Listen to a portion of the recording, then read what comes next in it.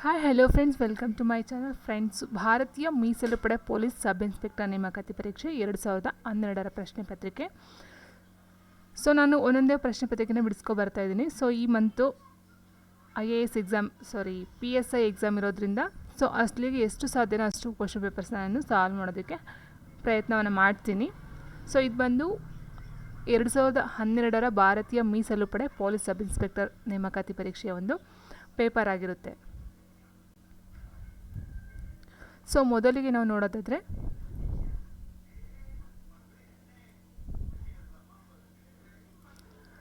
ಹಕ್ಕಿಯ ಹೃದಯದಲ್ಲಿ ಎಷ್ಟು ಕೋಣೆಗಳಿವೆ? ಹಕ್ಕಿಯ ಹೃದಯದಲ್ಲಿ ಒಟ್ಟು 4 ಕೋಣೆಗಳು ಕಂಡುಬರ್ತವೆ. ಮನುಷ್ಯನಲ್ಲಿ ಹೇಗೆ 4 ಕೋಣೆಗಳು ಕಂಡುಬರ್ತವೋ ಅದೇ ರೀತಿ ಹಕ್ಕಿಯ ಹೃದಯದಲ್ಲೂ ಸಹ 4 ಕೋಣೆಗಳು ಕಂಡುಬರ್ತವೆ. ಭಾರತದಲ್ಲಿ ಮೊದಲ ಬಾರಿಗೆ ರೇಡಿಯೋ ಪ್ರಸಾರಣ ಎಂದು ಮಾಡಲಾಯಿತು? ಭಾರತದಲ್ಲಿ ಮೊಟ್ಟ ಮೊದಲ ಬಾರಿಗೆ 1930ರಲ್ಲಿ ರೇಡಿಯೋವನ್ನು ಇಲ್ಲೇನಾಗುತ್ತೆ, ಮೊದಲ ಬಾರಿಗೆ ರೇಡಿಯೋ ಪ್ರಸಾರಣ 1930ರಲ್ಲಿ ರೇಡಿಯೋ ಪ್ರಸಾರಣ ಎಂದು ಮಾಡಲಾಗುತ್ತದೆ. ಆದರೆ ರೇಡಿಯೋವನ್ನು 1896ರಲ್ಲಿ ಮಾರ್ಕೋನಿಯವರು ಬಳಸ್ತಾರೆ ಫಸ್ಟ್ಗೆ. ಸೊ ಈ ಒಂದು 1896ರಲ್ಲಿ ಮಾರ್ಕೋನಿಯವರು ರೇಡಿಯೋವನ್ನು ಕಂಡುಹಿಡಿತಾರೆ.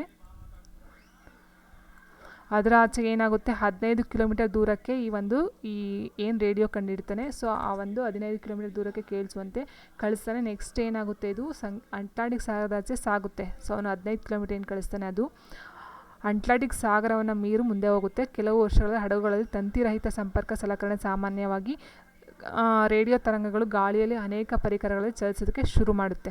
ಇದು 1896 ಬೇರೆ ಕಡೆ, ಬಟ್ ಇದು ಭಾರತದಲ್ಲಿ 1930ರಲ್ಲಿ. ಆದರೆ ಅದಕ್ಕಿಂತ ಮೊದಲು 1896ರಲ್ಲಿ ಮಾರ್ಕೋನಿಯವರು ಮಾಡ್ತಕ್ಕಂಥದ್ದು. ಇದು ಅಟ್ಲಾಂಟಿಕ್ ಸಾಗರದಲ್ಲಿ ಆ ಒಂದು ನಿಯರಲ್ಲಿ ಇದು ಮಾಡ್ತಾರೆ. ಸೊ ಆ ಟೈಮಲ್ಲಿ ಏನಾಗುತ್ತೆ, ರೇಡಿಯೋ ತರಂಗಗಳು ಗಾಳಿಯಲ್ಲಿ ಅನೇಕ ಪರಿಕರಗಳಾಗಿ ಚಲಿಸೋದಕ್ಕೆ ಶುರು ಮಾಡುತ್ತೆ. ಆವಾಗ ಏನಾಗುತ್ತೆ, ನೆಲ ತರಂಗಗಳನ್ನು ಗ್ರೌಂಡ್ ವೇವ್ಸ್ ಏನಿದೆ ಆ ಒಂದು ತರಂಗಗಳು ಮತ್ತು ಭೂಮಿಯು ಬಾಗುವಿಕೆಯನ್ನು ಅನುಸರಿಸಿ ನೆಲಕ್ಕೆ ಹತ್ತಿರವಾಗಿ ಚಲಿಸೋದಕ್ಕೆ ಶುರು ಮಾಡುತ್ತೆ. ಇದನ್ನು ಸ್ವಲ್ಪ ದೂರ ಮಾತ್ರ ಚಲಿಸುವಂತಾಗಿ ಜೊತೆಗೆ ಏನಾಗುತ್ತೆ ಅಂತಂದರೆ ಆ ಒಂದು ಮಾರ್ಕೋನಿ ಅಂತಕ್ಕಂಥರು ಸುಮಾರು 80 ಕಿಲೋಮೀಟರ್ ಎತ್ತರದಲ್ಲಿರುವ ಅಯೋನೋಸ್ಫಿಯರಿಂದ ಪ್ರತಿಫಲನಗೊಂಡಾಗ ಮತ್ತೆ ಭೂಮಿಯಿಂದ ಪ್ರತಿಫಲಿಸಿ ಚಲಿಸೋದಕ್ಕೆ ಶುರು ಮಾಡುತ್ತೆ. ಸೊ ಈ ಒಂದು ಇದರಲ್ಲಿ ಏನು ಮಾಡ್ತಾರೆ, ಮಾರ್ಕೋನಿ ಅಂತಕ್ಕಂಥವ್ರು ಈ ರೇಡಿಯೋವನ್ನು ಆವಿಷ್ಕಾರವನ್ನು ಮಾಡ್ತಾರೆ. ಫಸ್ಟು ಆ ಒಂದು ಅಟ್ಲಾಂಟಿಕ್ ಸಾಗರದ ಆಚೆ ಈ ಒಂದು ಆವಿಷ್ಕಾರವನ್ನು ಮಾಡ್ತಕ್ಕಂಥದ್ದು. ಇವ್ರು ಮಾಡುವಾಗ ಅದು ಫಸ್ಟ್ ಏನಾಗುತ್ತೆ, 15 ಕಿಲೋಮೀಟರ್ ದೂರಕ್ಕೆ ಅಂತ ಇವ್ರು ಕಳಿಸ್ತಾರೆ. ಅದು 80 ಕಿಲೋಮೀಟರ್ ಮೇಲೆ ಹೋಗಿ, ಅಂದರೆ ಅಯೋನೋಸ್ಫಿಯರ್ ಅಂತ ಏನು ಹೇಳ್ತೀವಿ, ಅಯನಮಂಡಲ, ಅಲ್ಲಿಗೆ ಹೋಗಿ ಮತ್ತೆ ಪ್ರತಿಫಲನಗೊಂಡು ಭೂಮಿಗೆ ವಾಪಸ್ ಬರುತ್ತೆ. ಸೊ ಅಂಥ ಟೈಮಲ್ಲಿ ಈ ಒಂದು ರೇಡಿಯೋವನ್ನು ಮಾರ್ಕೋನಿಯವರು ಕಂಡುಹಿಡಿತಾರೆ. ಆದರೆ ದೇಶದಲ್ಲಿ ಮೊದಲ ಬಾರಿಗೆ ರೇಡಿಯೋ ಬಂದಿದ್ದು 1935 ಅಂತ ಹೇಳ್ತಾರೆ. 1935 ಅಂತಲೂ ಹೇಳ್ಬೋದು, 30 ಅಂತಲೂ ಒಂದೊಂದು ಬುಕ್ಸಲ್ಲಿ ಒಂದೊಂದು ಥರ ಕೊಡ್ತಾರೆ. ಸೊ ಇಲ್ಲಿ 1930 ಅಂತ ಕೊಟ್ಟಿದ್ದಾರೆ, ಬಟ್ 1935ರಲ್ಲಿ ಅಂತಲೂ ಸಹ ಹೇಳ್ತಾರೆ. ನೆಕ್ಸ್ಟು 1935ರಲ್ಲಿ ಮೈಸೂರಿನಲ್ಲಿ, ಸೊ ನಾನು ಹೇಳಿದ್ನಲ್ಲ ಮೈಸೂರು ಅಂತ, ಸೊ ಇಲ್ಲಿ 1935ರಲ್ಲಿ ಈ ಒಂದು ರೇಡಿಯೋವನ್ನು ಮೊಟ್ಟ ಮೊದಲಿಗೆ ರೇಡಿಯೋ ಕೇಂದ್ರವನ್ನೇ ಸ್ಥಾಪನೆ ಮಾಡ್ತಾರೆ. ಯಾರಂತ ಅಂದರೆ ಡಾಕ್ಟರ್ MV ಗೋಪಾಲಸ್ವಾಮಿ ಅಂತಕ್ಕಂಥರು ಮೈಸೂರಲ್ಲಿ ರೇಡಿಯೋ ಕೇಂದ್ರವನ್ನು 1935ರಲ್ಲಿ ಸ್ಥಾಪನೆಯನ್ನು ಮಾಡ್ತಾರೆ. 1935 ಸೆಪ್ಟೆಂಬರ್ 10ರಂದು ರೇಡಿಯೋದ ಮೊದಲ ಅಲೆ ಮೈಸೂರಿನಲ್ಲಿ ಶುರುವಾಗುತ್ತೆ.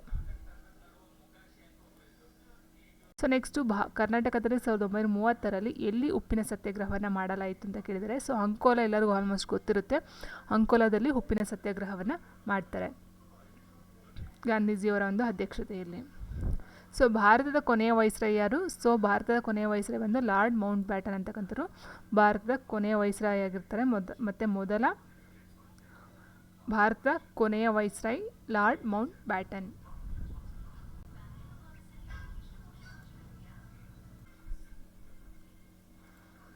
ಸೊ ಇಲ್ಲಿ ಲಾರ್ಡ್ ಕರ್ಜನ್ ಬಂದು 1905 ಬಂಗಾಳದ ವಿಭಜನೆಗೆ ಇದ್ದಂತಹ ಒಬ್ಬರು ವೈಸ್ರಾಯ್ ಆಗಿರ್ತಾರೆ. ಸೊ ಲಾರ್ಡ್ ಕರ್ಜನ್ ಅಂತಕ್ಕಂಥವ್ರು 1899ರಿಂದ 1905ರವರೆಗೆ ಒಂದು ಆಡಳಿತವನ್ನು ನಡೆಸ್ತಾ ಇರ್ತಾರೆ.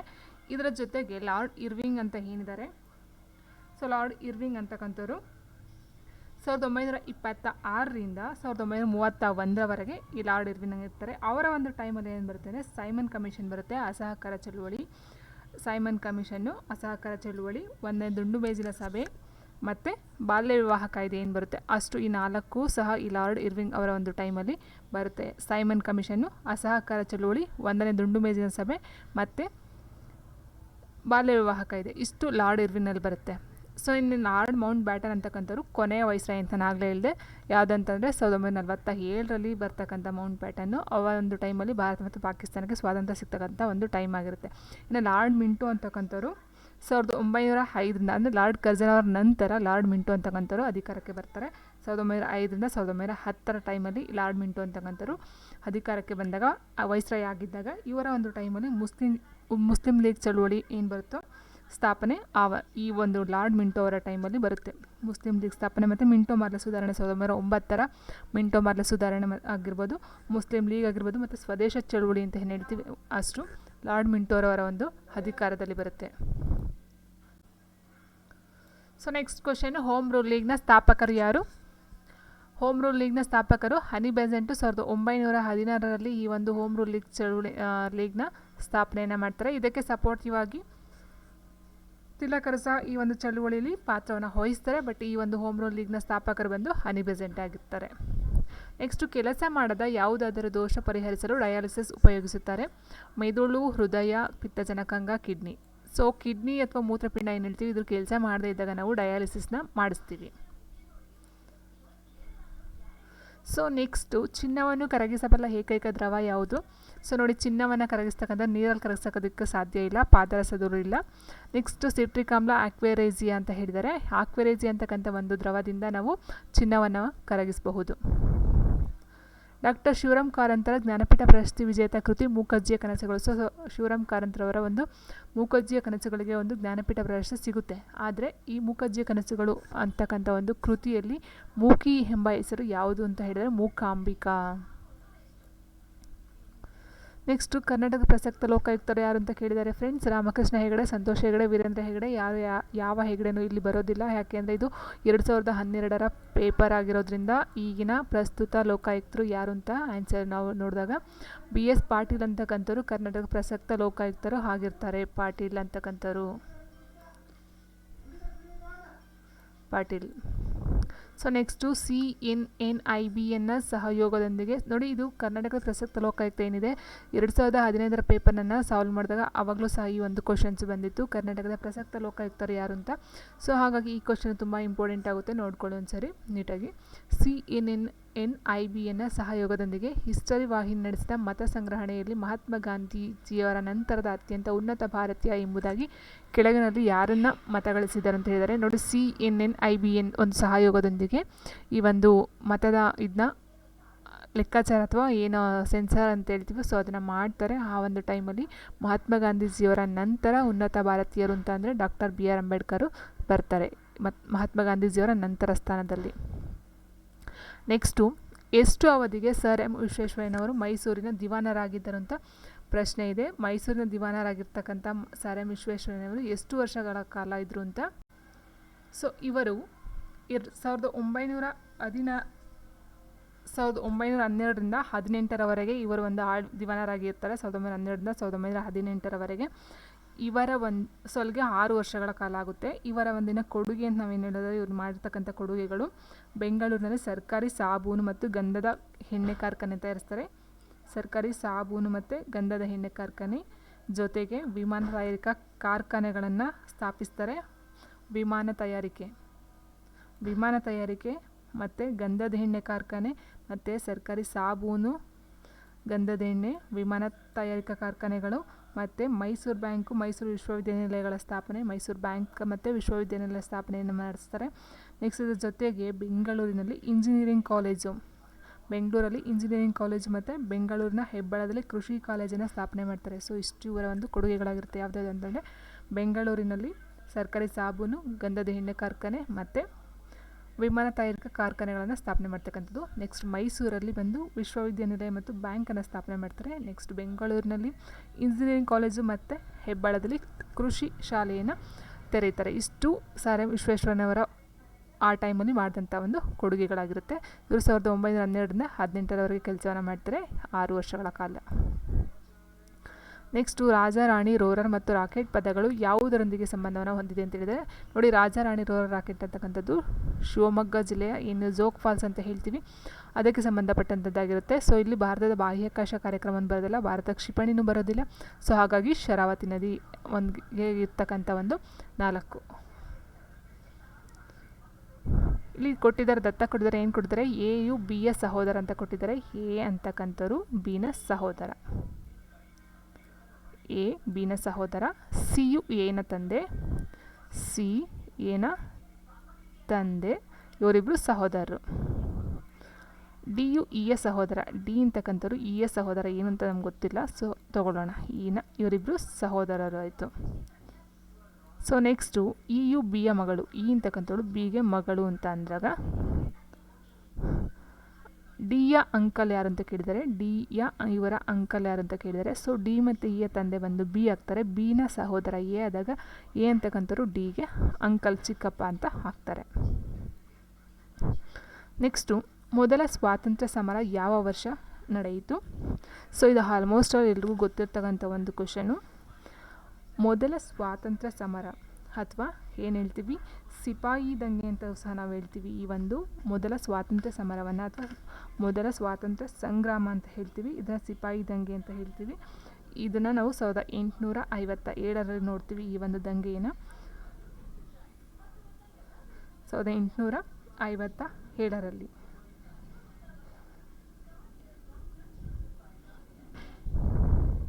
ನೆಕ್ಸ್ಟು ದೇಶೀಯ ಭಾಷೆ ಪತ್ರಿಕಾ ಅಧಿನಿಯಮವನ್ನು ಯಾವಾಗ ಆಚರಣೆಗೆ ತರಲಾಯಿತು? 1878ರಲ್ಲಿ ಈ ಒಂದು ದೇಶೀಯ ಭಾಷಾ ಪತ್ರಿಕೆಯ ಅಧಿನಿಯಮವನ್ನು ಜಾರಿಗೆ ತರ್ತಾರೆ. So Lytton ಅಂತಕ್ಕಂಥವ್ರು. ಭಾರತ ರಾಷ್ಟ್ರೀಯ ಕಾಂಗ್ರೆಸ್ ಎಂದು ಸ್ಥಾಪನೆ ಆಯಿತು ಅಂತ ಹೇಳಿದರೆ, ಸೊ ಇದು ಸಹ ಆಲ್ಮೋಸ್ಟ್ ಅಲ್ಲಿ ಗೊತ್ತಿರುತ್ತೆ. 1885ರಲ್ಲಿ ಈ ಒಂದು ರಾಷ್ಟ್ರೀಯ ಕಾಂಗ್ರೆಸ್ ಅಂತಕ್ಕಂಥದ್ದು, ಭಾರತೀಯ ರಾಷ್ಟ್ರೀಯ ಕಾಂಗ್ರೆಸ್ ಅಂತಕ್ಕಂಥದ್ದು ಸ್ಥಾಪನೆಯನ್ನು ಮಾಡ್ತಾರೆ. So next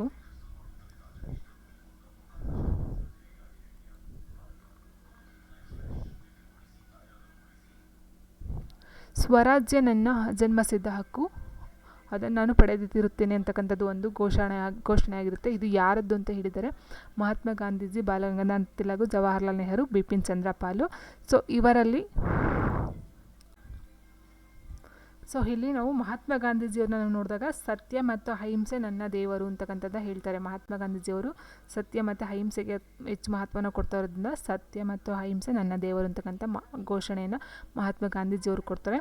next Jawaharlal Nehru ಬಂದು ಆರಾಮ ಹರಾಮ ಹೈ ಅಂತಕ್ಕಂಥ ಒಂದು ಇದನ್ನು ಕೊಡ್ತಾರೆ. ಆರಾಮ ಹಾರಾಮ ಅಂತಕ್ಕಂಥದ್ದು ಹೈ ಅಂತಕ್ಕಂಥ ಒಂದು ಘೋಷಣೆ ಅಥವಾ ಘೋಷವಾಕ್ಯವನ್ನು ಜವಾಹರ್ಲಾಲ್ ನೆಹರು ಕೊಡ್ತಾರೆ. ಇನ್ನು ಸ್ವರಾಜ್ಯ ನನ್ನ ಜನ್ಮಸಿದ್ಧ ಹಕ್ಕು ಅಂತಕ್ಕಂಥದ್ದನ್ನ ಬಾಲಗಂಗಾಧರ ತಿಲಕ್ ಅವರು ಹೇಳ್ತಾರೆ. ನೆಕ್ಸ್ಟು ಆರ್ಯ ಸಮಾಜದ ಸ್ಥಾಪಕರು ಯಾರು ಅಂತ ಹೇಳಿದ್ದಾರೆ ನೋಡಿ. ಇದಕ್ಕೊಂದು ಟ್ರಿಕ್ ಅಂತ ಹೇಳೋದಾದರೆ ಆರ್ಯ ದಯ ಅಂತಕ್ಕಂಥ ಒಂದು ರೈಮಿಂಗ್ ವರ್ಡ್ಸ್, ಪ್ರಾಸಪದ ಅಂತ ಹೇಳ್ತೀವಿ, ಆರ್ಯ ದಯ ಅಂತಕ್ಕಂಥ. ಸೊ ಈ ಒಂದು ಆರ್ಯ ದಯ ಅಂತ ಅಂದ್ಕೊಂಡ್ರೆ ತುಂಬ ನೆನ್ಪಿಟ್ಕೊಳ್ಳೋಕ್ಕೆ ಈಸಿ ಆಗುತ್ತೆ. ಸೊ ಆರ್ಯ ಸಮಾಜವನ್ನು ದಯಾನಂದ ಸರಸ್ವತಿಯವರು ಸ್ಥಾಪಿಸ್ತಾರೆ. ನೆಕ್ಸ್ಟು ನೋಡಿ, ಇಲ್ಲಿ ರಾಜರ ಮೋಹನ್ ರಾಯ್ ಅಂತ ಏನಿದೆ, ಮೋಹನ್ ಹಾ ಏನಿದೆ ಇದು ಬ್ರಹ್ಮ ಸಮಾಜ, ಬ್ರಹ್ಮ ಹಾ ಹಾ ಅಂತ ಬಂದಿದೆ ನೋಡಿ, ಇದು ಬ್ರಹ್ಮ ಸಮಾಜ. ಆರ್ಯಗೆ ದಯಾನಂದ ಸರಸ್ವತಿಯವರು. ಸೊ ಇಲ್ಲಿ ಯಾ ಅಂತ ಇದೆ ನೋಡಿ, ಇದು ನಾವು ಒಂದು ಕೋಡ್ ವರ್ಡ್ನ ಇಟ್ಕೊಂಡ್ರೆ ನೀಟಾಗಿ ಕನ್ಫ್ಯೂಸ್ ಆಗಲ್ಲ. ಸೊ ನೆಕ್ಸ್ಟ್ ವಿಟಮಿನ್ ಎ ಯ ಕೊರತೆ ಡ್ಯಾಶ್ಗೆ ಕಾರಣ. ಸ್ಕರ್ವಿ ಅಂತಕ್ಕಂಥದ್ದು ಸಿ ಯ ಕೊರತೆಯಿಂದ ಬರುತ್ತೆ. ಡಿ ರಿಕೆಟ್ಸ್ ಬಂದು ಡಿ ಇಂದ ಬರುತ್ತೆ. ಇದು ಸಹ 2015ರ ಪೇಪರ್ಗೆ ಬಂದಂಥ ಕ್ವಶನು. ನೆಕ್ಸ್ಟು ರಕ್ತ ಹೆಪ್ಪುಗಟ್ಟುವಿಕೆ ಬಂದು ವಿಟಮಿನ್ ಕೆ ಇಂದ ಬರ್ತಕ್ಕಂಥದ್ದು. ನೆಕ್ಸ್ಟು ಎ ಯ ಕೊರತೆ ಬಂದ ಇರುಳು ಅಂಧತೆ ಅಥವಾ ಇರುಳು ಕುರುಡು ಅಂತಕ್ಕಂಥದ್ದು ಬರುತ್ತೆ. ನೆಕ್ಸ್ಟ್ ಪವಿತ್ರ ಕುರಾನ್ ಯಾವ ಭಾಷೆಯಲ್ಲಿ ಬರೆಯಲ್ಪಟ್ಟಿದೆ ಅಂತ ಹೇಳಿದರೆ ಅರೇಬಿಕ್. ಇತ್ತೀಚೆಗೆ ಅಂತ್ಯವಾದ ಲಂಡನ್ ಒಲಿಂಪಿಕ್ಸ್ ಇದು ಈಗ ಬೇಕಾಗಿಲ್ಲ. ಸೊ ಚರ್ಮದ ಬಣ್ಣಕ್ಕೆ ಕಾರಣವಾದದ್ದು ಯಾವುದು ಅಂತ ಕೇಳಿದರೆ ಮೆಲಾನಿನ್ ಅಂತಕ್ಕಂಥದ್ದು ಚರ್ಮದ ಬಣ್ಣಕ್ಕೆ ಕಾರಣವಾಗಿದೆ. ಹಾಗೆ ಕೆರಾಟಿನ್ ಅಂತಕ್ಕಂಥದ್ದು ಕೂದಲು ಕಪ್ಪಾಗಿರ್ತೈತಲ್ಲ, ಸೊ ಆ ಒಂದು ಬಣ್ಣಕ್ಕೆ ಕಾರಣ ಕೆರಾಟಿನು, ಚರ್ಮದ ಬಣ್ಣಕ್ಕೆ ಮೆಲಾನಿನ್ ಕಾರಣ. ಸೊ ನೆಕ್ಸ್ಟು ಹೊಸದಾಗಿ ಸೃಷ್ಟಿಯಾದ ದಕ್ಷಿಣ ಸೂಡನ್ ಸಂವಿಧಾನದ ರಚನೆಯ ಪ್ರಕ್ರಿಯೆಯಲ್ಲಿ ಪಾಲ್ಗೊಂಡ ಕರ್ನಾಟಕ ರಾಜ್ಯದ ಈ ಕೆಳಗಿನವರು ಯಾರು? ಸೊ ಹೊಸದಾಗಿ ಸೃಷ್ಟಿಯಾದ ದಕ್ಷಿಣ ಸೂಡಾನ್ ಸಂವಿಧಾನದ ರಚನೆಯಲ್ಲಿ ಪಾಲ್ಗೊಂಡಂಥ ಕರ್ನಾಟಕದ ರಾಜ್ಯದವರು ಸಂದೀಪ್ ಶಾಸ್ತ್ರಿ, ಡಾಕ್ಟರ್ ಸಂದೀಪ್ ಶಾಸ್ತ್ರಿ ಅಂತಕ್ಕಂಥವ್ರು. ನೆಕ್ಸ್ಟು ಕೆಳಗಿನ ಪ್ರಶಸ್ತಿಗಳು ಯಾವುದನ್ನು ಏಷ್ಯಾ ಮೂಲದ ವ್ಯಕ್ತಿಗಳಿಗೆ ಮಾತ್ರ ಪ್ರದಾನ ಮಾಡಲಾಗುತ್ತದೆ, ಅಂದರೆ ಬೇರೆ ದೇಶದವರಿಗೆ ಇದು ಕೊಡೋದಿಲ್ಲ, ಓನ್ಲಿ ಏಷ್ಯಾ ಮೂಲದ ವ್ಯಕ್ತಿಗಳಿಗೆ ಮಾತ್ರ ಪ್ರದಾನ ಮಾಡ್ತಕ್ಕಂಥದ್ದು ರಾಮನ್ ಮ್ಯಾಗ್ಸೆಸೆ ಪ್ರಶಸ್ತಿಯಾಗಿರುತ್ತೆ. ರಾಧಾ ವಿನೋದ್ ರಾಜ್ ಇತ್ತೀಚೆಗೆ ಸ್ವರ್ಗಸ್ಥರಾದರು. ಅವರು ಯಾವುದರ ಸ್ಥಾಪಕ ಮಹಾನಿರ್ದೇಶಕರಾಗಿದ್ದರು? NIA.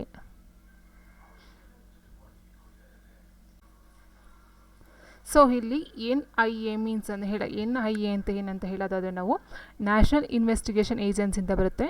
ನ್ಯಾಷನಲ್ ಇನ್ವೆಸ್ಟಿಗೇಷನ್ ಏಜೆನ್ಸಿ ಅಂತಕ್ಕಂಥ ಒಂದು ಅಡಿಯಲ್ಲಿ ಈ ಒಂದು NIA ಅಂತಕ್ಕಂಥದ್ದನ್ನ ಸ್ಥಾಪನೆಯನ್ನು ಮಾಡ್ತಕ್ಕಂಥವ್ರು ರಾಧಾ ವಿನೋದ್ ರಾಜು. ಇವರು 2008ರಲ್ಲಿ ಡಿಸೆಂಬರ್ ತಿಂಗಳ 2008ರಲ್ಲಿ ಈ ಒಂದು NIAನ ಸ್ಥಾಪನೆ ಮಾಡ್ತಾರೆ. ಈಗ ಅದರ ಒಂದು ಚೀಫ್ ಬಂದು ಯೋಗೇಶ್ ಚಂದ್ರ ಮೋದಿ ಅಂತಕ್ಕಂಥವ್ರು ಈಗ ಚೀಫಾಗಿ ವರ್ಕ್ ಮಾಡ್ತಾಯಿದ್ದಾರೆ. ಇದರ ಒಂದು ಸ್ಥಾಪಕರು ಬಂದು Radha Vinod Raju. NIA national investigation agency. So next ಹಿಂಸೆಯ ಕಾರಣಕ್ಕಾಗಿ ಇತ್ತೀಚೆಗೆ ಸುದ್ದಿಯಲ್ಲಿದ್ದ ಕೊಕ್ರಜ್ಹಾರ್ ಯಾವ ಜಿಲ್ಲೆಗೆ ಸೇರಿದ್ದು ಅಂತಂದರೆ ಅಸ್ಸಾಂ. ಇದು ಆಗಿನ ಒಂದು ಕರೆಂಟ್ ಅಫೇರ್ ಆಗಿರುತ್ತೆ. ಸೊ ನೆಕ್ಸ್ಟು ಕಾನೂನುಬಾಹಿರವಾಗಿ ಮಾಹಿತಿಯನ್ನು ಪಡೆಯಲು ಅಥವಾ ಹಾನಿ ಉಂಟು ಮಾಡಲು ಇತರ ಜನರ ಕಂಪ್ಯೂಟರ್ಗಳಿಗೆ ಪ್ರವೇಶಾವಕಾಶ ಪಡೆಯುವ ವ್ಯಕ್ತಿಯನ್ನು ಏನೆಂದು ಕರೆಯುವರು? ಸೊ ನೋಡಿ, ಕಾನೂನು ಬಾಹಿರವಾಗಿ ಅಂತ ಹೇಳಿದ್ದಾರೆ. ಸೊ ನಾವು ಕೇಳ್ಬೋದು ಮೊಬೈಲ್ಗಳು ಹ್ಯಾಕ್ ಮಾಡ್ತಾರೆ ಅಂತ, ಅಥವಾ ಕಂಪ್ಯೂಟರ್ ಲ್ಯಾಪ್ಟಾಪ್ಗಳೇನಿದೆ ಅದನ್ನು ಹ್ಯಾಕ್ ಮಾಡಿ ಅವರು ಇನ್ಫಾರ್ಮೇಷನ್ನ ಕಲೆಕ್ಟ್ ಮಾಡ್ಕೊಳ್ತಾರೆ ಅಂತ. ಸೊ ಅದನ್ನು ಏನಂತೀವಿ? ಹ್ಯಾಕರ್ ಅಂತ ಹೇಳ್ತೀವಿ. ನೆಕ್ಸ್ಟು ಭಾರತದ ಸಂವಿಧಾನ ಎಷ್ಟು ವಿಧಿಗಳಿವೆ ಅಂತ ಕೇಳಿದರೆ 395 ವಿಧಿಗಳು ಅಟ್ ಪ್ರೆಸೆಂಟ್ ಇರ್ತಕ್ಕಂಥದ್ದು. ನೆಕ್ಸ್ಟ್ ಖರ್ಜೂರ ಯಾವ ಪ್ರದೇಶದಲ್ಲಿ ಬೆಳೆಯುತ್ತಾರೆ? ಖರ್ಜೂರ ಬಂದು ಮರುಭೂಮಿಯಲ್ಲಿ ಬೆಳೀತಕ್ಕಂಥ ಒಂದು ಬೆಳೆ ಆಗಿದೆ. ಖರ್ಜೂರ ಮತ್ತು ಈಚಲು ಗಿಡ ಅಂತ ಏನು ಹೇಳ್ತೀವಿ. ಸೊ ಆ ಈಚಲು ಖರ್ಜೂರ ಎರಡು ಮುಳ್ಳಿನ ಜಾತಿಗೆ ಸೇರಿದಂಥ ಒಂದು ಮರಗಳಾಗಿರುತ್ತೆ. ಸೊ ಅದೆರಡೂ ಸಹ ಮರುಭೂಮಿಯಲ್ಲಿ ಕಂಡುಬರುತ್ತೆ. ಪರಿಸರ ಸಂರಕ್ಷಣೆಯಲ್ಲಿ ಹೆಸರು ಮಾಡಿದ ಕರ್ನಾಟಕದ ಹೆಸರಾಂತ ಮಹಿಳೆಯರು? ಸೊ ನೋಡಿ, ಸಾಲುಮರದ ತಿಮ್ಮಕ್ಕ ಅಂತ ಏನು ಹೇಳ್ತೀವಿ. ಪರಿಸರ ಸಂರಕ್ಷಣೆ ಸಾಲುಮರದ ತಿಮ್ಮಕ್ಕ ಅವರು ರಾಮನಗರ ಜಿಲ್ಲೆಯ ಮಾಗಡಿ ತಾಲೂಕಿನವರು. ಆ ಸಾಲುಮರದ ತಿಮ್ಮಕ್ಕವರಿಗೆ ಹೆಸರಾಂತ ಮಹಿಳೆ ಸಾಲುಮರದ ತಿಮ್ಮಕ್ಕ ಅಂತಲೇ ಕೊಟ್ಟಿದ್ದಾರೆ. ವಿಧಾನಸಭೆಯ ಸದಸ್ಯನಾಗಲು ಕನಿಷ್ಠ ಪ್ರಾಯ ಎಷ್ಟಿರಬೇಕು ಅಂತ ಹೇಳಿದರೆ 25 ವರ್ಷ ವಯಸ್ಸಾಗಿರಬೇಕು. ಅಭಿಜ್ಞಾನ ಶಾಕುಂತಲ ಎಂಬ ನಾಟಕವನ್ನು ಬರೆದವರು ಯಾರು? ಕಾಳಿದಾಸರು. ನೆಕ್ಸ್ಟ್ ಇತ್ತೀಚೆಗೆ ನಿಧನರಾದ ಡಾಕ್ಟರ್ ವರ್ಗೀಸ್ ಕುರಿಯನ್ ಅಂತಕ್ಕಂಥವ್ರು ಶ್ವೇತ ಕ್ರಾಂತಿ, ಹಾಲಿನ ಕ್ರಾಂತಿ ಅಂತ ಏನು ಹೇಳ್ತೀವಿ. ಶ್ವೇತ ಅಂದರೆ ಹಾಲು. ಸೊ ಹಾಲಿನ ಕ್ರಾಂತಿಗೆ ವರ್ಗೀಸ್ ಕುರಿಯನ್ ಅವರನ್ನು ಪಿತಾಮಹ ಅಂತ ಹೇಳ್ತೀವಿ, ಶ್ವೇತ ಕ್ರಾಂತಿಯ ಪಿತಾಮಹ ಅಂತ. ಸೊ ಅವರು ಇತ್ತೀಚೆಗೆ ನಿಧನವನ್ನು ಹೊಂದ್ತಾರೆ. ನೆಕ್ಸ್ಟು ಭಾರತ ಮುಖ್ಯ ಚುನಾವಣಾ ಆಯುಕ್ತರು ಯಾರು ಅಂತ ಕೇಳಿದರೆ 2012 ನಾನು ಈಗಿನ ಒಂದು ಭಾರತ ಮುಖ್ಯ ಚುನಾವಣಾ ಆಯುಕ್ತರು ರಾಜೀವ್ ಕುಮಾರ್ ಅಂತ ಹೇಳೋಕ್ಕೆ ಇಷ್ಟಪಡ್ತೀನಿ. ರಾಜೀವ್ ಕುಮಾರ್ ಈಗಿನ ಭಾರತ ಮುಖ್ಯ ಚುನಾವಣಾ ಆಯುಕ್ತರು. ನೆಕ್ಸ್ಟು ರಾಷ್ಟ್ರಪತಿಯವರು ಸಂವಿಧಾನವು ಅವಕಾಶ ಮಾಡಿಕೊಟ್ಟಿರುವ ಪ್ರಕಾರ ಯಾರನ್ನು ಪ್ರತಿನಿಧಿಸುವ 2 ಸದಸ್ಯರನ್ನು ಲೋಕಸಭೆಗೆ ನಾಮಕರಣವನ್ನು ಮಾಡುತ್ತಾರೆ ಅಂತ ಹೇಳಿದ್ದಾರೆ. ಸೊ ನೋಡಿ, ಇಲ್ಲಿ ರಾಷ್ಟ್ರಪತಿಯವರು ಸಂವಿಧಾನದಲ್ಲಿ 2 ಆಂಗ್ಲೋ ಇಂಡಿಯನರನ್ನು ಆಯ್ಕೆ ಮಾಡ್ತಕ್ಕಂಥ ಒಂದು ಅವಕಾಶ ಅಥವಾ ಅಧಿಕಾರ ರಾಷ್ಟ್ರಪತಿಯವರಿಗೆ ಇರುತ್ತೆ. ಅದೇ ರೀತಿ ರಾಜ್ಯಪಾಲರಿಗೆ 1 ಆಂಗ್ಲೋ ಇಂಡಿಯನ್ ಅಧಿಕಾರ ಇರುತ್ತೆ. ರಾಷ್ಟ್ರಪತಿಯವರಿಗೆ 2 ಆರಿಸ್ತಕ್ಕಂಥ ಒಂದು ಅಧಿಕಾರ ಇರುತ್ತೆ. ನೆಕ್ಸ್ಟ್ ನೀಲ್ ಆರ್ಮ್ಸ್ಟ್ರಾಂಗ್ ಅಂತಕ್ಕಂಥವ್ರು ಚಂದ್ರಲೋಕಕ್ಕೆ ಪ್ರಪ್ರಥಮವಾಗಿ ಇಳಿದಂಥ ಒಬ್ಬ ಮಾನವ ಆಗಿರ್ತಾರೆ. ಸೊ ಅದು ಯಾವಾಗ ಅಂತ ಹೇಳಿದ್ರೆ ಜುಲೈ 20, 1969ರಲ್ಲಿ. ಸೊ ನೆಕ್ಸ್ಟು ಕನ್ನಡದ ಮೊದಲ ವಾರ್ತಾಪತ್ರಿಕೆ, ಇದು 2015 ಪೇಪರಲ್ಲೂ ಸಹ ಈ ಕ್ವಶನ್ ಬಂದಿತ್ತು. ಸೊ ಮಂಗಳೂರು ಸಮಾಚಾರ ಅಂತಕ್ಕಂಥದ್ದು ಕನ್ನಡದ ಮೊದಲ ವಾರ್ತಾಪತ್ರಿಕೆ. ಇನ್ನು ಭಾರತದ ಒಂದು ಮೊದಲ ವಾರ್ತಾಪತ್ರಿಕೆ ಬಂದು ದಿ ಬೆಂಗಾಲ್ ಗೆಜೆಟ್ ಅಂತಕ್ಕಂಥದ್ದು. ದಿ ಬೆಂಗಾಲ್ ಗೆಜೆಟ್ ಅಂತಕ್ಕಂಥದ್ದು ಇಂಡಿಯಾ ಅಥವಾ ಸೆಂಟ್ರಲ್ ಅಥವಾ ಏನು ಹೇಳ್ತೀವಿ ರಾಷ್ಟ್ರದ ಒಂದು ಪ್ರಥಮ ವಾರ್ತಾಪತ್ರಿಕೆ ದಿ ಬೆಂಗಾಲ್ ಗೆಜೆಟು. ಕನ್ನಡದ ಮೊದಲ ವಾರ್ತಾಪತ್ರಿಕೆ ಮಂಗಳೂರು ಸಮಾಚಾರ. ಎಸ್ ವಿ ಕ್ಯಾನ್ ಇದು ಯಾರಿಗೆ ಸೇರಿದ್ದು? ಇದು ಬರಾಕ್ ಒಬಾಮಾ ಅವರಿಗೆ ಸಂಬಂಧಿಸಿದಾಗಿರುತ್ತೆ. ನೋಡಿ, ಕ್ಯಾಡ್ಬಿ ಬಂಕರ್ ಬೋಗ್ ಇದು 2015ರಲ್ಲಿ ಕೇಳಿದ ಪ್ರಶ್ನೆ. ಇದು ಯಾವ ಕ್ರೀಡೆಗೆ ಸೇರಿದ ಶಬ್ದಗಳು? ಗೋಲ್ಫ್ ಅಂತಕ್ಕಂಥ ಒಂದು ಆಟಕ್ಕೆ ಸೇರ್ತಕ್ಕಂಥ ಶಬ್ದಗಳಾಗುತ್ತೆ. ಸೊ ಹಾಗಾಗಿ ನೀವು ಎಷ್ಟು ಆಟಕ್ಕೆ ಸಂಬಂಧಪಟ್ಟಂತೆ ಅಷ್ಟು ಶಬ್ದಗಳನ್ನು ನೀವು ಕಲೆಕ್ಟ್ ಮಾಡ್ಕೊಂಡು ನೋಡ್ಕೊಳ್ಳೋದು ಒಳ್ಳೆಯದು. ನೆಕ್ಸ್ಟು ಪಾರ್ಸಿ ಧರ್ಮದ ಸ್ಥಾಪಕ ಯಾರು? ಜರೋಸ್ಟರ್ ಅಂತಕ್ಕಂಥವ್ರು.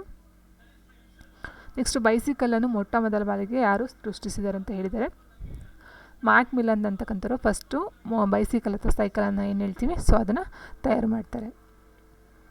ಸೊ ನೆಕ್ಸ್ಟು ರಕ್ತದ ಒತ್ತಡವನ್ನು ಅಳೆಯಲು ಉಪಯೋಗಿಸುವ ಉಪಕರಣ ಉಪಕರಣದ ಹೆಸರೇನು? So nanometer, alcometer, insulator, sphygmomanometer. So nanometer ಬರೋದಿಲ್ಲ, ಆಲ್ಕೋಮೀಟರ್ ಬರೋದಿಲ್ಲ, ಇನ್ಸುಲೇಟರ್ ಬರೋದಿಲ್ಲ, ಸಿಗ್ಮೋಮಾನೋಮೀಟರ್. ಬೋರಾಕ್ಸ್ ಎಂಬುದು ಯಾವುದರ ಹದಿರು ಅಂತ ಹೇಳಿದರೆ ಅಲ್ಯೂಮಿನಿಯಮು. ಬಟ್ ಬೋರಾಕ್ಸ್ ಅಂತಕ್ಕಂಥದ್ದು ಇನ್ನೇ ಸೋಡಿಯಂ ಒಂದು ಹದಿರಾಗಿರುತ್ತೆ. ವಿಲಿಯಂ ಹರ್ಷೆಲ್ ಕಂಡುಹಿಡಿದ ಗ್ರಹ ಯಾವುದು? ವಿಲಿಯಂ ಹರ್ಷೆಲ್ ಯುರೇನಸನ್ನು ಕಂಡುಹಿಡಿತಾರೆ. ನಿಮಗೆ ಹತ್ತಿರದಲ್ಲಿರುವ ವಸ್ತುಗಳನ್ನು ಸ್ಪಷ್ಟವಾಗಿ ನೋಡಲು ಆಗುತ್ತಿಲ್ಲವಾದರೆ ಅದು ಯಾವ ದೃಷ್ಟಿ ಅಂತ ಹೇಳಿದರೆ, ನಮಗೆ ಹತ್ತಿರದಲ್ಲಿರುವ ವಸ್ತುಗಳು ಸ್ಪಷ್ಟವಾಗಿ ಕಾಣಲಿಲ್ಲ ಅಂದು ಅದು ದೂರದೃಷ್ಟಿ ದೋಷ. ದೂರದ ವಸ್ತುಗಳು ಸ್ಪಷ್ಟವಾಗಿ ಕಾಣಲಿಲ್ಲ ಅಂದು ಅದು ಸಮೀಪ ದೃಷ್ಟಿ ದೋಷ. ಸೊ ದೂರದೃಷ್ಟಿ ದೋಷ ಅಂದರೆ ಹತ್ತಿರದಲ್ಲಿ ಕಾಣದೇ ಇರೋದು, ಸಮೀಪ ದೃಷ್ಟಿ ದೋಷ ಅಂದರೆ ದೂರದಲ್ಲಿ ಕಾಣದೇ ಇರೋದು.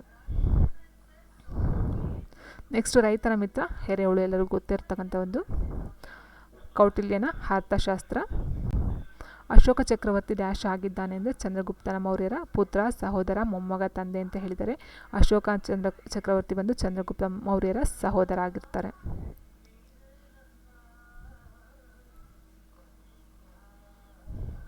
ನೆಕ್ಸ್ಟು ಚರಕ ಮತ್ತು ಸುಶ್ರುತ ಯಾವ ಕ್ಷೇತ್ರದಲ್ಲಿ ಖ್ಯಾತರಾಗಿದ್ದಾರೆ? ಈ ಚರಕ ಅಂತಕ್ಕಂಥವ್ರು ವೈದ್ಯಕೀಯ ಅಥವಾ ಔಷಧ, ನಾಟಿ ಏನು ಹೇಳ್ತೀವಿ ಆಯುರ್ವೇದಿಕ್ ಅಂತ ಹೇಳ್ತೀವಲ್ಲ, ಸೊ ಅದರಲ್ಲಿ ಈ ಚರಕ ಅಂತಕ್ಕಂಥವ್ರು ತುಂಬಾ ಫೇಮಸ್ ಆಗಿದ್ದು. ಸೊ ಚರಕರ ಜೊತೆಗೆ ಸುಶ್ರುತ ಅವರು ಸಹ ಸೇರಿಸ್ಕೊಂಡು ಕೊಟ್ಟಿದ್ದಾರೆ. ಚರಕ ಮತ್ತು ಸುಶ್ರುತ ಅಂತಕ್ಕಂಥವ್ರು ಔಷಧ ವೈದ್ಯಶಾಸ್ತ್ರ ಅಥವಾ ಆಯುರ್ವೇದಿಕ್ ಕ್ಷೇತ್ರದಲ್ಲಿ ಪ್ರಖ್ಯಾತಿಯನ್ನು ಪಡೆದಿದ್ದಾರೆ. ರದ್ದಿಯಾತಿ ತತ್ವವನ್ನು ಯಾರು ಆಚರಣೆಗೆ ತಂದರು? ನೋಡಿ, ರದ್ದಿಯಾತಿ ಅಂತಕ್ಕಂಥದ್ದು ಆಲ್ಮೋಸ್ಟ್ ಇದು ಒಂದು ಹೊಸ ಪದನೆ ಅಂತ ಹೇಳ್ಬೋದು. ಯಾಕಂದರೆ ಪ್ರೈಮರಿ ಅಥವಾ 10th ಗಂಟ ಈ ರದ್ದಿಯಾತಿ ಅಂತಕ್ಕಂಥ ಪದ ಇಲ್ಲಿ ಯೂಸ್ ಮಾಡೋದಿಲ್ಲ. ಸೊ ಹಾಗಾಗಿ ರದ್ದಿಯಾತಿ ತತ್ವವನ್ನು ಯಾರು ಆಚರಣೆಗೆ ತಂದರು ಅಂದರೆ lord Dalhousie. So lord Dalhousie ಅವರು ದತ್ತು ಮಕ್ಕಳಿಗೆ ಹಕ್ಕಿಲ್ಲ ಅಂತಕ್ಕಂಥ ಒಂದು ಪದ್ಧತಿನೂ ಸಹ ಜಾರಿಗೆ ತರ್ತಾರೆ. ನೆಕ್ಸ್ಟು ಮಹಾಭಾರತದ ಪ್ರಕಾರ ಅರ್ಜುನ ಪ್ರಬಲ ಬಿಲ್ಲನ್ನು ಗಾಂಡೀವ ಅಂತ ಹೇಳ್ತಾರೆ. ಇದು ಆನ್ಸರ್ ರಾಂಗ್ ಇದೆ. ಸೊ ಇದು ಕ್ವಶನ್ ತುಂಬ ಲೆಂತಿ ಇದೆ, ಬಟ್ ಅರ್ಥ ಮಾಡಿಸೋಷ್ಟು ಇದಿಲ್ಲ. ಸೊ ಅಂದರೆ ಕ್ವಶನ್ಸ್ ತುಂಬ ಲಾಂಗ್ ಕ್ವಶನ್ ಇದೆ. ಒಂದು ನಾವು ತೊಗೊಳಕ್ಕೋದ್ರೆ ಇನ್ನೊಂದು ಲಿಂಕ್ ಸಿಗಲ್ಲ, ಎಷ್ಟು ಉದ್ದ ಇದೆ ಕ್ವಶನ್ ನೋಡಿ. ಸೊ ರೇವಣ್ಣನ ಬಳಿ 60 ₹1 ನೋಟುಗಳ ಕಂತೆ ಇದೆ. ನೋಟುಗಳ ಸಂಖ್ಯೆ ಅನುಕ್ರಮವಾಗಿವೆ. ಮೊದಲ ನೋಟಿನ ಸಂಖ್ಯೆ 7575 ಆದರೆ ಕೊನೆಯ ನೋಟಿನ ಸಂಖ್ಯೆ ಯಾವುದು ಅಂತ ಕೇಳಿದರೆ, ನೋಡಿ, ರೇವಣ್ಣನ ಬಳಿ ಒಟ್ಟು 60 ನೋಟುಗಳ ಕಂತೆ ಇದೆ. ಅದು ಅನುಕ್ರಮವಾಗಿ ಅಂದರೆ ಅನುಕ್ರಮವಾಗಿ ಇಷ್ಟಿಷ್ಟೇ ಅಂತ ಒಂದಾದ್ಮೇಲೆ ಒಂದು ಅನುಕ್ರಮವಾಗಿದೆ. ನೋಟುಗಳ ಸಂಖ್ಯೆ ಅನುಕ್ರಮವಾಗಿದೆ. ಮೊದಲ ನೋಟಿನ ಸಂಖ್ಯೆ 7575. ಇದು ಮೊದಲಾದರೆ ಅವನ ಹತ್ರ ಟೋಟಲ್ ಇದೆ ಎಷ್ಟು? 60. ಕೊನೆಯ ನೋಟಿನ ಸಂಖ್ಯೆ ಯಾವುದು ಅಂತ ಹೇಳಿದ್ದಾರೆ. ಸೊ ಇದಕ್ಕೆ ನಾವು 60ನ ಸೇರಿಸ್ಕೊಂಡ್ರೆ ನಮಗೆ ಎಷ್ಟು ಬರುತ್ತೆ? ಸೊ ಫಸ್ಟು ಬಂದು 7575, ಎರಡನೇದು ಬಂದು 7576, ನೋಡಿ 77, 78, 79, 80, 81, 82, 83, 84. ಏನಕ್ಕೆ ಇದನ್ನು ಬರಿತಾ ಇದ್ದೀನಿ ಅಂತ ಹೇಳಿದ್ರೆ, ನೋಡಿ, 75 ಅಂತಕ್ಕಂಥದ್ದು ಒಂದಾದರೆ 76 2, ಇದು 3 4 5 6 7 8 9 10. ಸೊ 84ಕ್ಕೆ 10 ಆಯಿತು. ಸೊ ಹಾಗಾದರೆ 84ಕ್ಕೆ 10 ಆದರೆ 94ಕ್ಕೆ 20ನೇ ಕಂತೆ,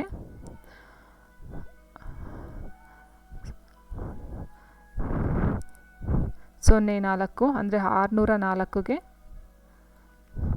ಇದು 2ನೇ ಕಂತೆ ಆಯಿತು, ಇದು 3 ಆಯಿತು.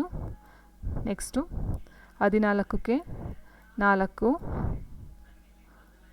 24ಕ್ಕೆ 5, 34ಕ್ಕೆ 6.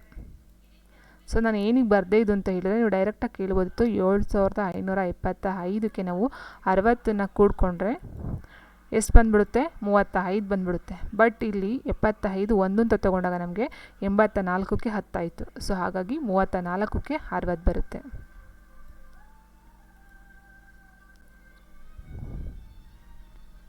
ಸೊ ನೆಕ್ಸ್ಟ್ ಕ್ವಶನ್ನು, ಈ ಕೆಳಕಂಡ ಉದ್ಧರಣ ಯಾರಿಗೆ ಸೇರಿದ್ದು? ಜೈ ಜವಾನ್ ಜೈ ಕಿಸಾನ್ ಅಂತಕ್ಕಂಥದ್ದು ಯಾರ ಒಂದು ಇದಕ್ಕೆ ಸೇರಿದ್ದು? ನೋಡಿ, ಇದು 2ನೇ ಕ್ವಶನ್ ಕೇಳಿದ್ದಾರೆ.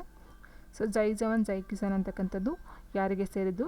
ಸೊ ಜವಾಹರ್ಲಾಲ್ ನೆಹರು ನಾನು ಆಲ್ರೆಡಿ ಹೇಳ್ದಂಗೆ ಆರಾಮ ಅರಾಮ ಅಂತಕ್ಕಂಥದ್ದು ಬರುತ್ತೆ. ನೆಕ್ಸ್ಟ್ ಇನ್ನು ಇಂದಿರಾ ಗಾಂಧಿ ಅವ್ರಿಗೆ ಗರೀಬ್ ಹಟಾವೋ ಅಂತಕ್ಕಂಥದ್ದು ಬರುತ್ತೆ. ಗರೀಬ್ ಹಟಾವೋ ಬಂದು ಇಂದಿರಾ ಗಾಂಧಿ ಅವ್ರದ್ದು, ಆರಾಮ ಹರಾಮ ಹೈ ಅಂತಕ್ಕಂಥದ್ದು ಜವಾಹರ್ಲಾಲ್ ನೆಹರುದು. ನೆಕ್ಸ್ಟ್ ಮಹಾತ್ಮ ಗಾಂಧೀಜಿ ಆಗಲೇ ಹೇಳ್ದಂಗೆ ಸತ್ಯ ಮತ್ತು ಅಹಿಂಸೆ ನನ್ನ ದೇವರು ಅಂತಕ್ಕಂಥದ್ದು ಮಹಾತ್ಮ ಗಾಂಧೀಜಿಯವ್ರು ಬರುತ್ತೆ. ಇನ್ನು ಲಾಲ್ ಬಹದ್ದೂರ್ ಶಾಸ್ತ್ರಿ ಬಂದು ಜೈ ಜವಾನ್ ಜೈ ಕಿಸಾನ್. ನೆಕ್ಸ್ಟ್ ಬೈ ಗಾಡ್ಸ್ ಡಿಗ್ರಿ ಈ ಕೃತಿಯ ಆತ್ಮಚರಿತ್ರೆಯಾಗಿದೆ. ಯಾರ ಒಂದು ಆತ್ಮಚರಿತ್ರೆ? ಬೈ ಗಾಡ್ಸ್ ಡಿಗ್ರಿ ಅಂತಕ್ಕಂಥದ್ದು ಕಪಿಲ್ ದೇವ್ ಅವರ ಒಂದು ಆತ್ಮಚರಿತ್ರೆ ಆಗಿರುತ್ತೆ. ಇತ್ತೀಚೆಗೆ ಪರೀಕ್ಷಾ ಉಡಾವಣೆ ನಡೆಸಿದ ಆಕಾಶ್ ಕ್ಷಿಪಣಿ ಒಂದು, ಸೊ ಆ ಒಂದು ಆಕಾಶ್ ಕ್ಷಿಪಣಿ ಅಂತಕ್ಕಂಥದ್ದು 2012ಕ್ಕೆ ಸಂಬಂಧಪಟ್ಟಂಥದ್ದು. ನೆಕ್ಸ್ಟ್ ಭಾರತದಲ್ಲಿ ಸಂಸತ್ ಅಧಿವೇಶನದ ನಿಲುವಳಿ ಸೂಚನೆಯ ಉದ್ದೇಶವೇನು ಅಂತ ಹೇಳಿದರೆ, ನಿಲುವಳಿ ಸೂಚನೆಯ ಉದ್ದೇಶವೇನು?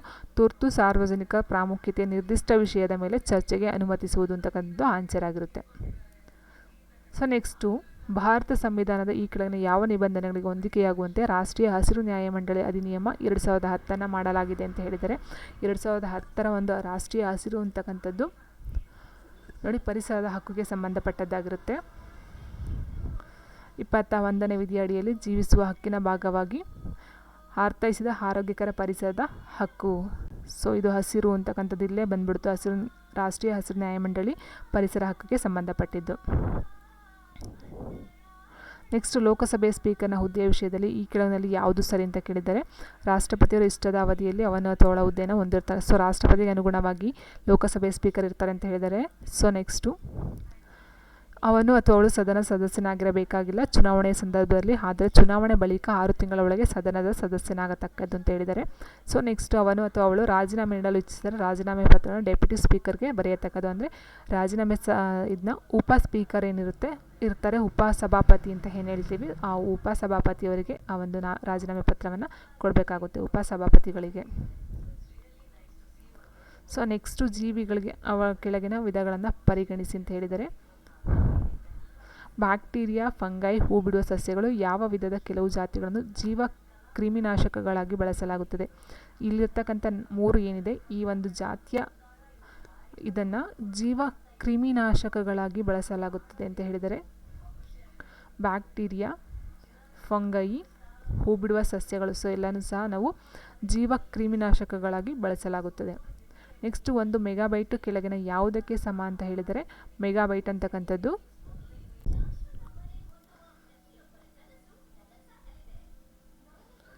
1 ಮೆಗಾಬೈಟ್ ಕೆಳಗಿನ ಯಾವುದಕ್ಕೆ ಸಮ? 1024 KB ಕಿಲೋಬೈಟ್. ನೆಕ್ಸ್ಟು ನ್ಯಾಯಮೂರ್ತಿ ಇಲ್ತಾಮಸ್ ಕಬೀರ್ ಅವರು ಎಷ್ಟನೇ ಮುಖ್ಯ ನ್ಯಾಯಾಧೀಶರು ಅಂತ ಕೇಳಿದರೆ ನೋಡಿ. ಸೊ ಇದು ಸ್ವಲ್ಪ ಟ್ವಿಸ್ಟ್ ಆಗಿರ್ತಕ್ಕಂಥದ್ದು. ನ್ಯಾಯಮೂರ್ತಿ ಇಲ್ತಾಮಸ್ ಕಬೀರ್ ಅಂತಕ್ಕಂಥವ್ರು ಭಾರತದ 39ನೇ ಮುಖ್ಯ ನ್ಯಾಯಾಧೀಶರಾಗಿದ್ದಾರೆ. ಸೊ ಇವಾಗ ಭಾರತದ ಮುಖ್ಯ ನ್ಯಾಯಾಧೀಶರು ಯಾರು ಅಂತ ನಾವು ನೋಡೋದಾದರೆ, ಅಟ್ ಪ್ರೆಸೆಂಟು 2023 ಅಥವಾ 24 ಏನಿದೆ ಈಗ ಈ ಒಂದು ಭಾರತದ ಮುಖ್ಯ ನ್ಯಾಯಮೂರ್ತಿ ಬಂದು ಧನಂಜಯ್ ಯಶವಂತ್ ಚಂದ್ರಚೂಡ್ ಅಂತಕ್ಕಂಥವ್ರು. ಧನಂಜಯ್ ಚಂದ್ರಚೂಡ್ ಅಂತಕ್ಕಂಥವ್ರು ಈಗ ಅಟ್ ಪ್ರೆಸೆಂಟು ನ್ಯಾಯಮೂರ್ತಿಯಾಗಿ ವರ್ಕ್ ಮಾಡ್ತಾ ಇದ್ದಾರೆ. ನೆಕ್ಸ್ಟ್ ಭಾರತವು ಕೆಳಗಿನ ಯಾವ ದೇಶದೊಂದಿಗೆ ಅತ್ಯಂತ ಉದ್ದದ ಗಡಿಯನ್ನು ಹಂಚಿಕೊಂಡಿದೆ? ಬಾಂಗ್ಲಾದೇಶ ಅತಿ ಹೆಚ್ಚು. ಸೊ ನೆಕ್ಸ್ಟು ಇದು 2012 ನೇಮಕಗೊಳ್ಳುವ ಸಮಯದಲ್ಲಿ ಭಾರತದ ಪ್ರಧಾನಿಯು ಸಂಸತ್ತಿನ ಸದನಗಳಲ್ಲೊಂದರ ಸದಸ್ಯನಾಗಿರುವ ಅಗತ್ಯವಿಲ್ಲ, ಆದರೆ 6 ತಿಂಗಳೊಳಗೆ ಯಾವುದಾದರೊಂದು ಸದನದ ಸದಸ್ಯನಾಗಿರಬೇಕು ಅಂತಕ್ಕಂಥದ್ದು ಈ ಒಂದು ಭಾರತ ಪ್ರಧಾನಿಗಿರ್ತಕ್ಕಂಥ ಒಂದು ಅರ್ಹತೆ ಆಗಿರುತ್ತೆ.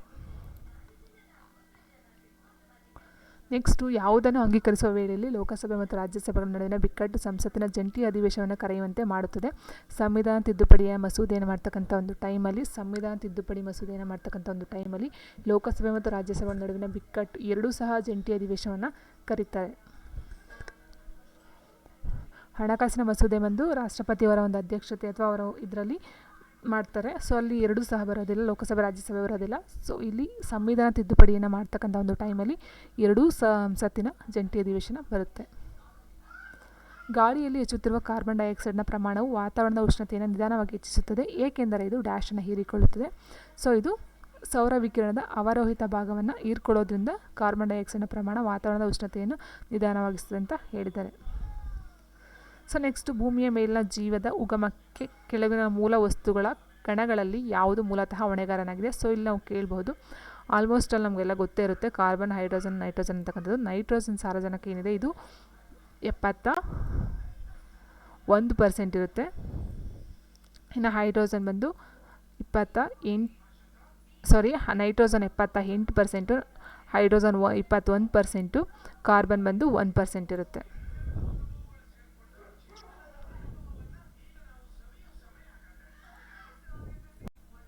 ಸೊ ನೆಕ್ಸ್ಟ್ ಕ್ವಶನ್ನು, ರೌಲತ್ ಅಧಿನಿಯಮದ ಉದ್ದೇಶ ಯಾವುದಾಗಿತ್ತು? ರೌಲತ್ ಕಾಯ್ದೆ 1919 ಏನು ಹೇಳ್ತೀವಿ ರೌಲತ್ ಕಾಯ್ದೆ, ಈ ಒಂದು ಅಧಿನಿಯಮದ ಉದ್ದೇಶ ಬಂದು ಖಿಲಾಫತ್ ಚಳುವಳಿಯನ್ನು ಹತ್ತಿಕ್ಕುವುದು ಆಗಿರುತ್ತೆ. ನೆಕ್ಸ್ಟ್, ಪ್ರಾಚೀನ ಭಾರತದ ಚರಿತ್ರೆಗೆ ಅನ್ವಯಿಸಿದ ಕೆಲವರಲ್ಲಿ ಯಾವುದು ಬೌದ್ಧ ಧರ್ಮ ಹಾಗೂ ಜೈನ ಧರ್ಮಗಳ ಎರಡಕ್ಕೂ ಸಾಮಾನ್ಯವಾಗಿದೆ ಅಂತ ಹೇಳಿದರೆ, ಇಲ್ಲಿ ವೇದಗಳ ಅಧಿಕಾರಗಳ ಬಗ್ಗೆ ಅನಾದರ ಅಥವಾ ಉದಾಸೀನತೆ, ಅಂದರೆ ವೇದಗಳು ಈ ಒಂದು ಬೌದ್ಧ ಧರ್ಮ ಜೈನ ಧರ್ಮದಲ್ಲಿ ಕಂಡು ಬರೋದೇ ಇಲ್ಲ.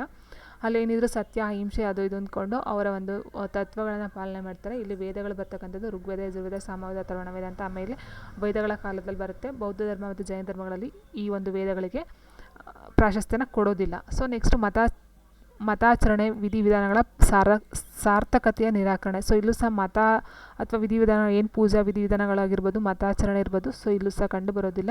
ಬಟ್ ತಪಸ್ಸು ಅಂತಕ್ಕಂಥದ್ದು ಅಥವಾ ತಪಸ್ಸಾಗಿರ್ಬೋದು, ಅನುಭವ ಅಂದರೆ ಸುಖಾನುಭವ, ಅಂದರೆ ಸುಖಕ್ಕೆ ಹೇಳ್ತಾರಲ್ಲೇ ಆಸೆ ದುಃಖಕ್ಕೆ ಕಾರಣ ಅಂತ ಏನು ಬುದ್ಧ ಅವರು ಹೇಳ್ತಾರೆ. ಸೊ ಹಾಗಾಗಿ ಇಲ್ಲಿ ತಪಸ್ಸಿಗೆ ಮತ್ತು ಆಸೆಗಳಿಗೆ ಒಂದು ಇದಿರುತ್ತೆ. ವೇದಗಳು ಮತ ವಿಧಿವಿಧಾನಗಳು, ಆಚರಣೆ, ಪೂಜೆ, ಪುನಸ್ಕಾರ ಅಂತಕ್ಕಂಥದ್ದಕ್ಕೆ ಬೌದ್ಧ ಧರ್ಮ ಹಾಗೂ ಜೈನ ಧರ್ಮಗಳಲ್ಲಿ ಅವಕಾಶ ಇರೋದಿಲ್ಲ. ನೆಕ್ಸ್ಟ್, ನಾಗರ, ದ್ರಾವಿಡ ಮತ್ತು ಬೇಸರ ಅಂತಕ್ಕಂಥದ್ದು ಭಾರತೀಯ ದೇವಾಲಯ ವಾಸ್ತುಶಿಲ್ಪದ 3 ಮುಖ್ಯ ಶೈಲಿಗಳಾಗಿರುತ್ತೆ. ಸೊ ನೆಕ್ಸ್ಟ್, 1939ರಲ್ಲಿ 7 ಪ್ರಾಂತ್ಯಗಳಲ್ಲಿ ಕಾಂಗ್ರೆಸ್ ಮಂತ್ರಿಮಂಡಲಗಳು ರಾಜೀನಾಮೆ ನೀಡಲು ಕಾರಣ ಏನು ಅಂತ ಹೇಳಿದ್ದಾರೆ. ಸೊ 1939ರಲ್ಲಿ 7 ಪ್ರಾಂತ್ಯಗಳಲ್ಲಿ ಕಾಂಗ್ರೆಸ್ ಮಂತ್ರಿಮಂಡಲಗಳು ರಾಜೀನಾಮೆ ನೀಡೋದಕ್ಕೆ ಏನು ಕಾರಣ? ಸೊ ಇದು 3 ಅಲ್ಲ ಅಂತ ಆಪ್ಷನಲ್ಲಿ ಕೊಟ್ಟಿದ್ದಾರೆ. ಸೊ 1932ರಲ್ಲಿ ಮಹಾತ್ಮ ಗಾಂಧೀಜಿಯವರು ಅಮರಣಾಂತ ಉಪವಾಸವನ್ನು ಕೈಗೊಳ್ಳಲು ಕಾರಣ ಅನ್ನೋದಕ್ಕೆ ರಾಮ್ ಸೇ ಮೆಕ್ಡೊನಾಲ್ಡ್ ಮತಿಯ ಕೊಡುಗೆಯನ್ನು ಪ್ರಕಟಿಸಿದರು ಅಂತಕ್ಕಂಥದ್ದು 1932ರಲ್ಲಿ ಮಹಾತ್ಮ ಗಾಂಧೀಜಿಯವರ ಅಮರಣಾಂತ ಉಪವಾಸ ಕೈಗೊಳ್ಳೋದಕ್ಕೆ ಕಾರಣ ಆಗುತ್ತಂತೆ.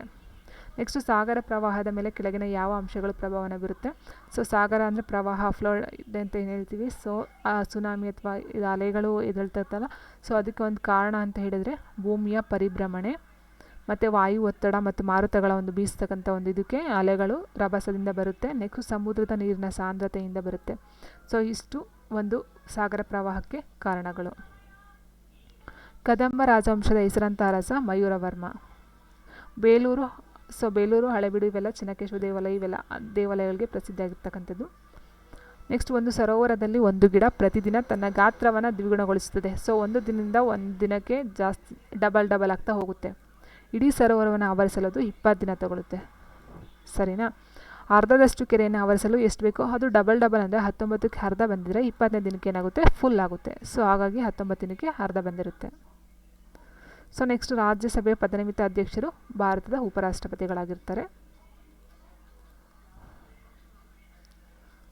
ಸೊ ದಿ ವಾಲ್ ಎಂಬ ಅಡ್ಡ ಹೆಸರು ರಾಹುಲ್ ದ್ರಾವಿಡ್ ಅವರಿಗೆ ಇತ್ತಂತೆ. ನೆಕ್ಸ್ಟ್, ವಿಜಯನಗರ ಸಾಮ್ರಾಜ್ಯದ ಪತನಕ್ಕೆ ಕಾರಣವಾದ ಯುದ್ಧ ಯಾವುದು ಅಂದರೆ 1565ರ ರಕ್ಕಸತಂಗಡಿ ಯುದ್ಧ ಅಂತ ಏನು ಹೇಳ್ತೀವಿ ಅದು. ಈ ರಕ್ಕಸತಂಗಡಿ ಯುದ್ಧ ಅಥವಾ ತಾಳಿಕೋಟೆ ಯುದ್ಧ ಅಂತ ಹೇಳ್ತೀವಿ. 1565ರಲ್ಲಿ ನಡೀತಕ್ಕಂಥದ್ದು ರಕ್ಕಸತಂಗಡಿ ಯುದ್ಧ ಅಥವಾ ತಾಳಿಕೋಟೆ ಇದೆ. ಇದು ಬಂದು ಬಹುಮನಿ ಸುಲ್ತಾನರು ಮತ್ತು ರಾಮರಾಯ ಅಂತಕ್ಕಂಥ ಇಬ್ಬರಿಗೆ ನಡೀತಕ್ಕಂಥ ಒಂದು ಯುದ್ಧ ಆಗಿರುತ್ತೆ.